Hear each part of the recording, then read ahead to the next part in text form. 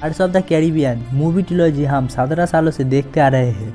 इस movie franchise हमें समुद्र, पायरेट्स और मैजिक का एक बहुत ही बेहतरीन कॉम्बिनेशन एक्सपीरियंस दिया है। इस मूवी का हीरो जैक स्पैरो हमेशा कुछ ना कुछ बड़ी चीज ढूंढता रहता है जिससे वो समुद्र पे राज कर सके और अमर हो सके।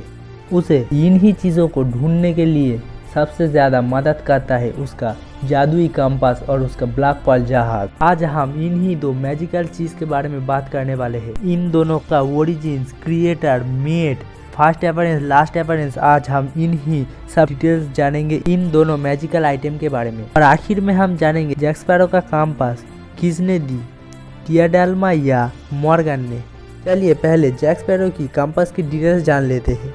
क्रिएटर अननोन, मेट 1710 साल के पहले, owner Lara Smith, Tia Dalma, Morgan, Jack Sparrow, Elizabeth Swann, Angelica, Joshamee Gibbs, Sansa, Hector Barbosa.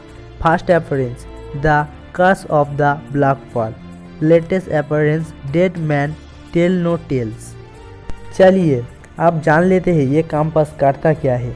Jack sparrow की कंपास दिखने में खराब दिखेगा लोगों को और ये नॉर्मल कंपास की तरह उत्तर दिख नहीं दिखाता, और जो भी इस कंपास को पहली बार देखता है वो इस कंपास को खराब ही मानता है। तो आखिर कंपास कैसे काम करता है? तो इस कंपास का जो मालिक होगा या जो इसे पकड़ेगा वो सबसे ज़्यादा कौन सी चीज़ चाहता है और वो चीज़ कौन सी दिशा में है, ये कंपास उसी तरफ इशारा करेगा। आखिर ये कंपास जैक स्पैरो को मिला कहाँ, कैसे? जैक स्पैरो ये कंपास कहाँ किससे लिए? इसका दो ओरिजिन है। पहला origin voodoo mystic Tia Dalma. Pirates of the Caribbean की पहले मूवी में दिखा गया है वुडू मिस्टिक खुद ही बताया है ये कंपास वो जैक स्पैरो को दिया है। तो सवाल आता है वुडू मिस्टिक टिया डाल्मा ये कंपास कहाँ से ले आती है?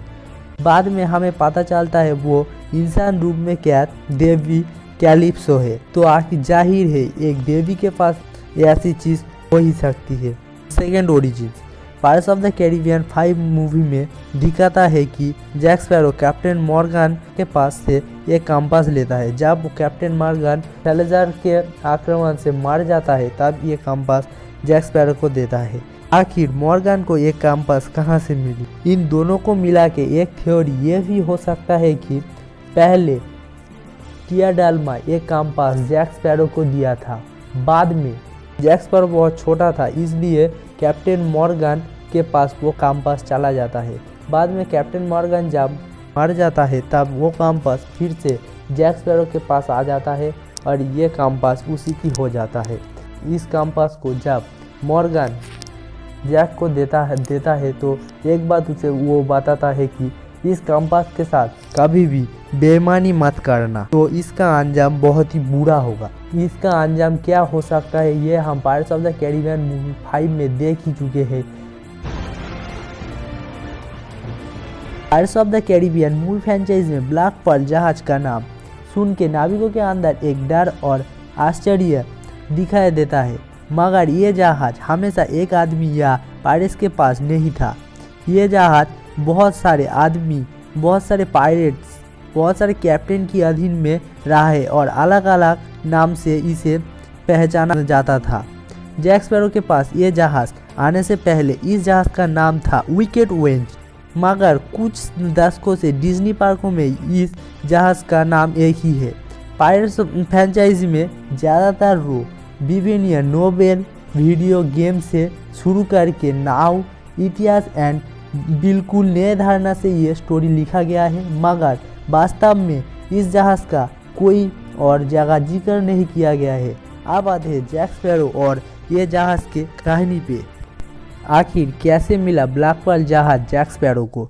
एक कामबायासी लुटेरा, स्पेन की लुटेरा शिकारी कैप्टन सलाजार के विरुद्ध नाव युद्ध में जैक स्पैरो को पहली बार कैप्टन मॉर्गन विकेट वेंज जहाज का कप्तानी दिया था, मगर लड़ाई के कुछ समय बाद स्पैरो जहाज से दखल हारने लगा और आखिर में जहाज ईस्ट इंडिया कंपनी का कैप्टन कार्डलर बैकेट के पास चला गया और स्पैरो उसके अंदर मामूली सेलर बन के रह गया था। बैकेट के अंडर रहते हुए जैक स्पैरो को गुलाम पाचार करने के लिए बोला तो वो प्रोटेस्ट करने लगा। स्पैरो जब बैकेट से बगावत की और युद्ध किया था तब विकेट वेंच पिंक रंग का था। आखिर युद्ध के अंत में जहाज पूरी तरह से जल गया था और तब जैक स्पैरो जहाज को वापस पाने के लिए डेवी जोन्स से अपने भविष्य का सौदा किया और 100 साल गुलामी का सौदा किया था। तब वो अपनी जहाज वापस पाया था। तब वो जहाज पूरी तरह से काला रंग हो गया था। स्पैरो यही परिवर्तन को ध्यान में रखते हुए जहाज में पूरी तरह से ब्लैक पर्ल चढ़ा दिया और उसको ब्लैक पर्ल नाम दे दिया। पायरेट्स फ्रेंचाइजी का हर एक शख्स ब्लैक पर्ल नाम से वाकिफ है और ये भी मानता है वो दुनिया का सबसे तेज जाने वाली जहाज है और उससे युद्ध में कोई जहाज जीत नहीं सकता। ये बात सच है कि जैक स्पैरो ये जहाज पाने के पीछे सैल्ज़र, बैकेट और जोन्स का बहुत बड़ा हाथ है। ये जहाज जैक स्पैरो को एक कप्तान और लुटेरा बनने में बहुत मदद किया है। एट लास्ट यही बोलूँगा, ब्लैक पर्ल इतने बड़ी फ्रेंचाइजी का एक मेन प्लॉट पॉइंट बन के रह गया है।